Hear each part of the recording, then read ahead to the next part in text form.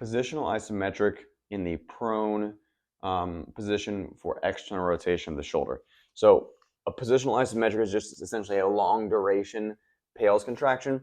So what we're going to do is set you up in whatever prone position we can that gets you into not even a deep stretch, but as much external rotation as you can control actively. So we need to know when we do this how much active ER we have. So for my left shoulder, for example, let's just say I can only get back to there, okay?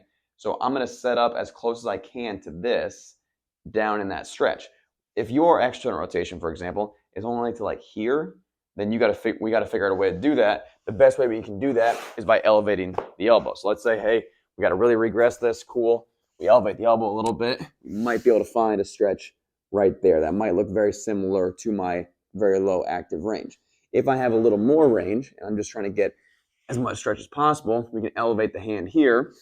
And then all we're doing for positional isometric is we're holding for the prerequisite time on the sheet. So if it says 30 seconds for a set, we're holding and pushing the hand down here for 30 seconds at a time. If it says 60, we're doing 60. If it says until you can't press anymore, that's going to be a very long set. So, we're talking 2 minutes, we're talking 3 minutes of just long duration pressing, trying to teach this muscle how to contract in this getting closer to end range position. So as you're going through here, if you have limited range, we elevate the elbow up higher and higher and higher. Heck, we can even start here like that. So if you have 2 yoga blocks, you can stack them on top of each other and do a positional isometric here. If you have it where you have a decent range of motion, you can elevate the hand or at least start neutral right here and then slowly elevate the hand up and up and up higher.